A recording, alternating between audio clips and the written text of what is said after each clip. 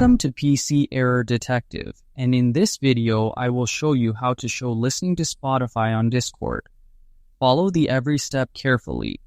You can use Spotify easily in Discord. First, open Discord and log into your account.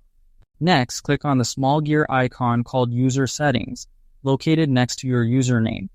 Now scroll down and go to the section called Connections. Click on the Spotify logo and log in with your Spotify account. After logging in, confirm the connection so Discord and Spotify are linked. Once connected, turn on the options display on profile and display Spotify as your status. These options allow your friends to see what song you are listening to. Make sure activity status is also enabled in Discord. Go to activity settings and turn on display current activity as a status message. Now just open Spotify and start playing any song.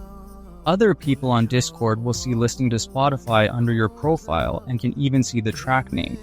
If it does not show, make sure you are not in private session mode on Spotify and that your internet connection is working. That's it. Now your Discord will show what you are listening to on Spotify.